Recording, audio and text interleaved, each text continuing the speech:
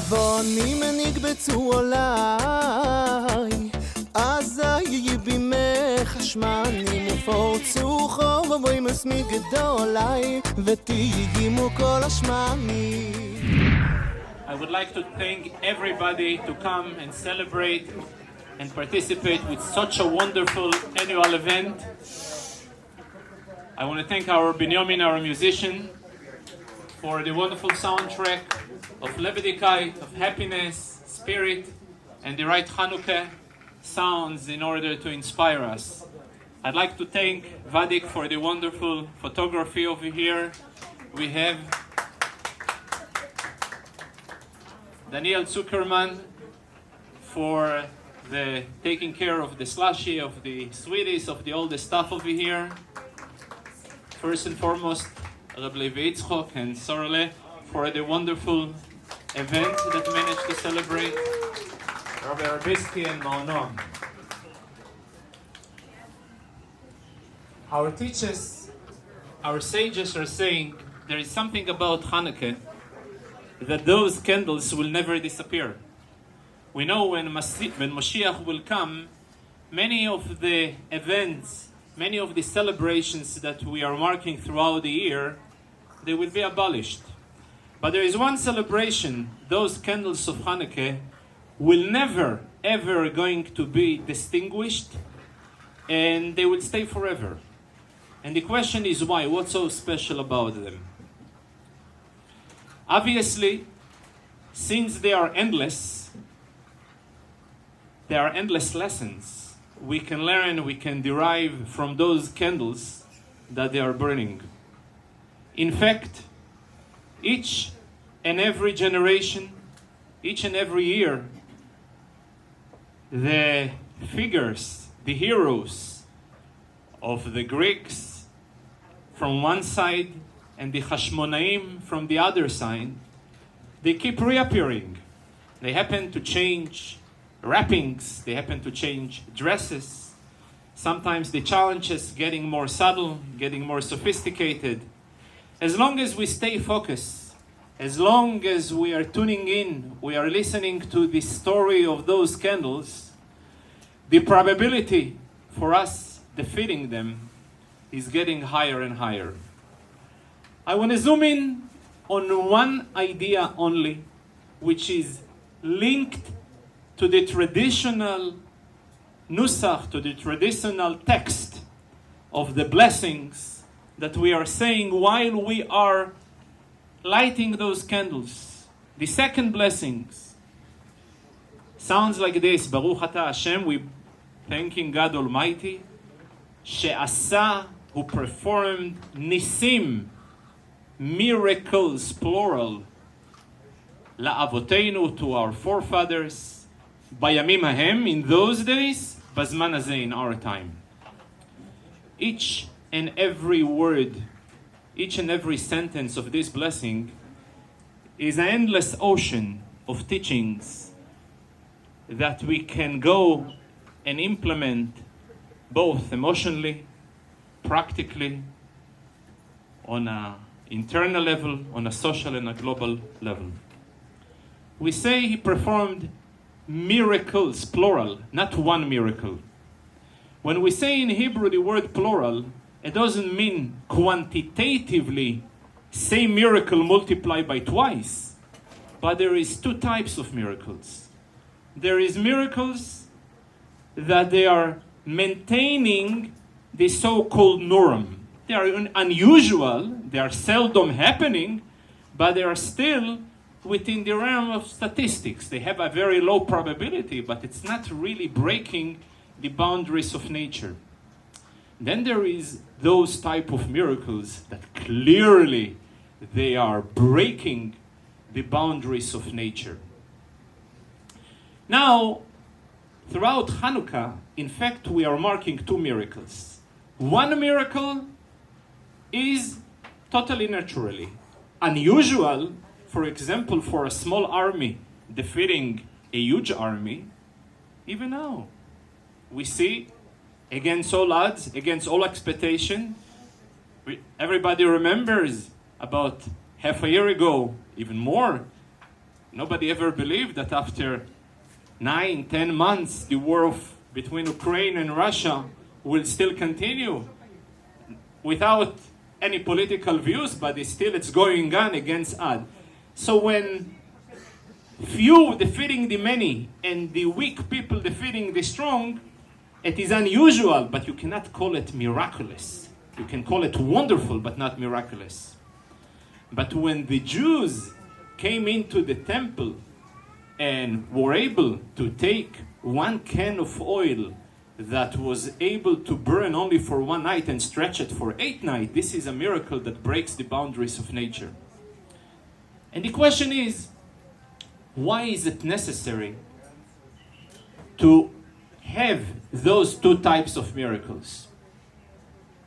So I heard a very interesting idea, explanation. You know, many times we are watching debates. Everybody today, about anything, there is debates. From political, social, there is debates. And many times we see when 2 opponents are debating something, and one opponent keeps talking and not letting the other party to express his idea. So you know, well, obviously, the only way he can maintain victory is just by keep interrupting. If he has a point, he will be confident enough to let the opponent to express himself and move on. So when we see over here somebody keeps interrupting, it doesn't really demonstrate strength. Now, when God Almighty makes a miracle that breaks nature, it is godly, but not necessarily the most godly way for God to express himself.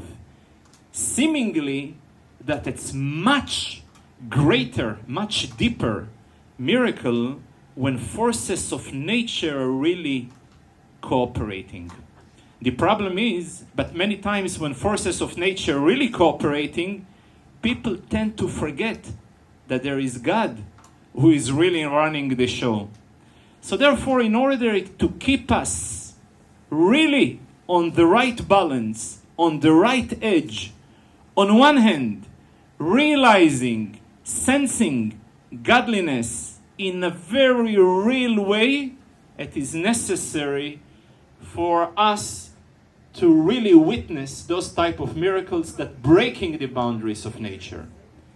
Yet, in order for us to apply those godliness in our day-to-day life, there is a necessary to go and have God intervene also in the natural way.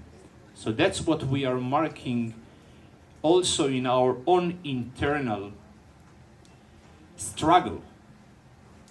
As I said before, not only was a miracle that broke the boundaries of nature, not only it was a miracle that was able to cooperate with nature, but the first and the biggest miracle, the Jews took the initiative and demonstrated confidence and trust in themselves to go and wage a war against a much greater enemy from them. So the idea is, and this is something that we should always apply in our daily life, first and foremost is to have the confidence and to have the assurance when we are in the mission of God, God will be able to show us in the way whether the struggles, whether the challenges are real, whether the challenges are imaginary. This is the meaning of the word, that God had made miracles, la'avoteinu, but not only then, is also bizman hazeh. So what we can learn, that first and foremost, we should always have the faith in the internal and eternal spark that is in each and every soul of ours. This is the reason why we are marking the celebration traditionally always in the 5th night of Chanuka. 5 is the amount of the layers of the soul. And the most quintessential part of the soul, which is called Yechida, which never being polluted by anything other than godliness, is really being expressed in the 5th night of Hanukkah.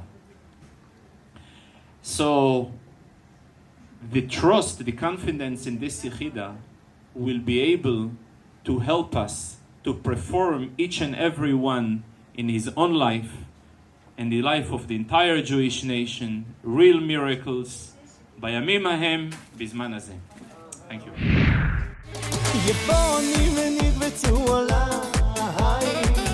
אזי יהיה בימך השמנים ובוץ. ברוך אתה אדוני אלוהינו מלך העולם אשר קידשנו במצוותיו וציוונו להדליק נר חנוכה. ברוך אתה אדוני אלוהינו מלך העולם שעשה ניסים לאבותינו בימים ההם בזמן הזה.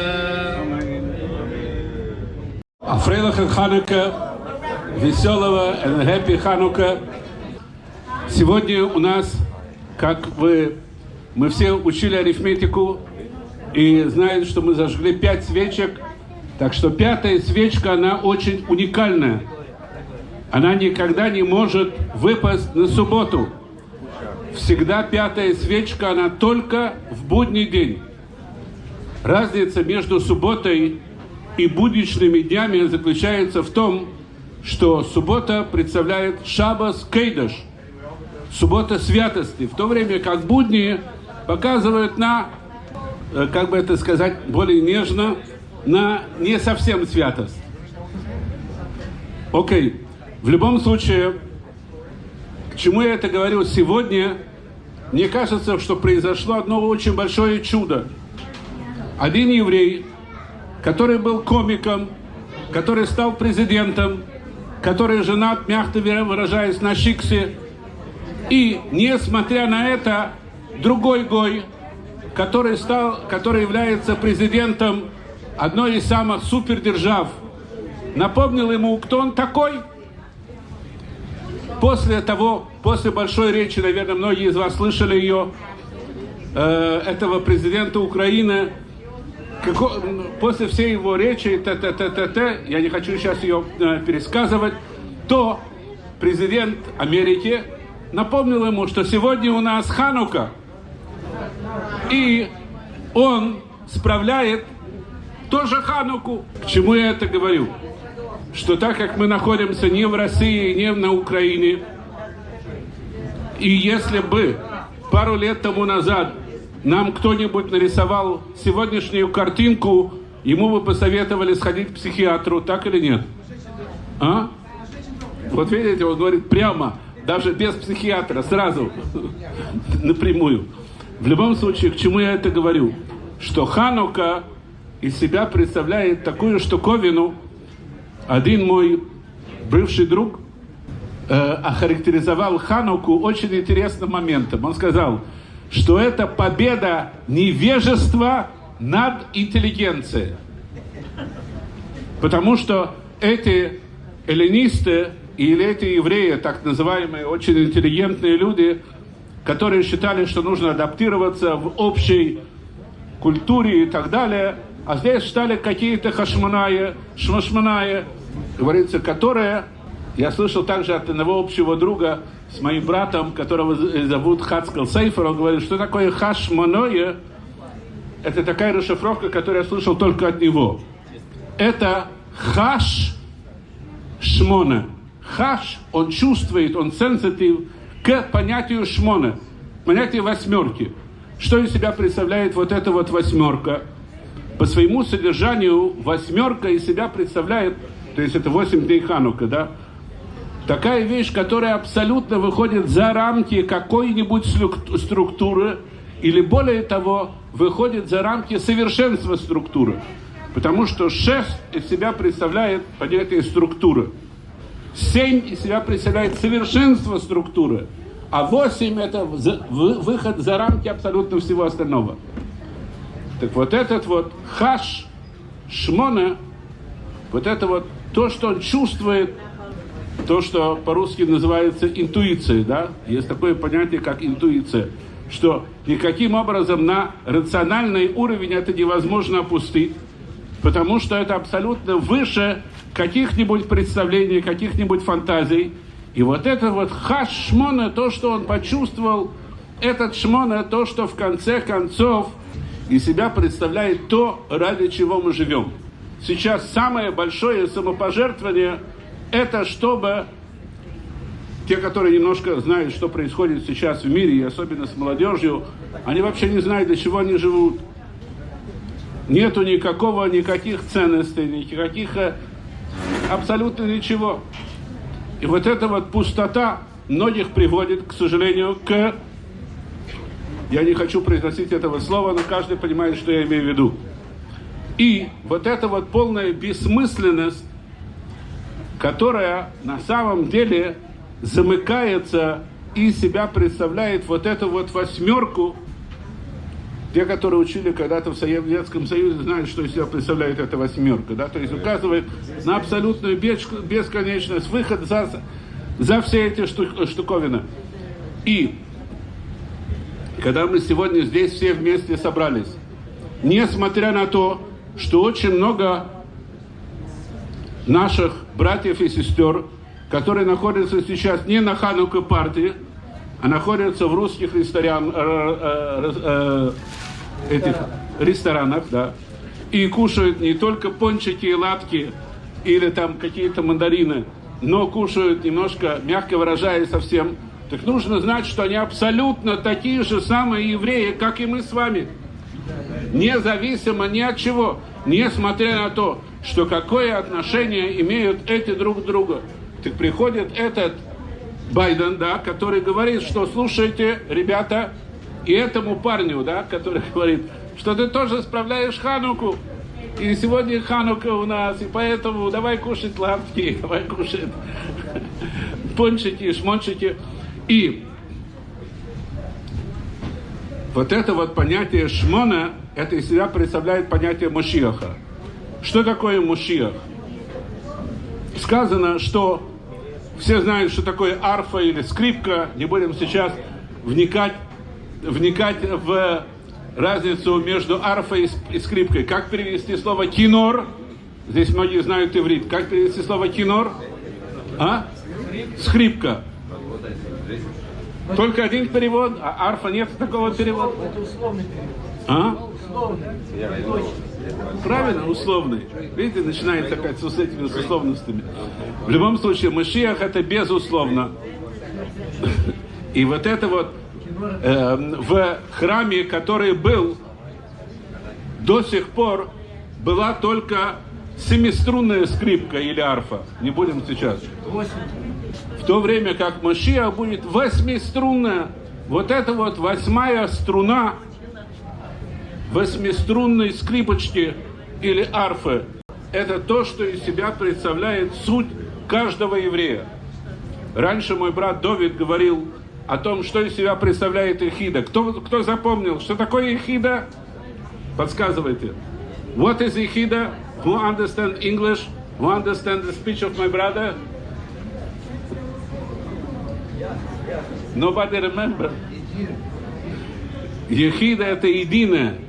Единое, this is the uniqueness of every Jew. То есть вот это вот уникальность каждого еврея. Что каждому еврею наплевать на любую структуру, на любые порядки, на любые законы, на любые это. И вот это вот понятие наплевательства, я говорю сейчас это с другой стороны, понятно, да?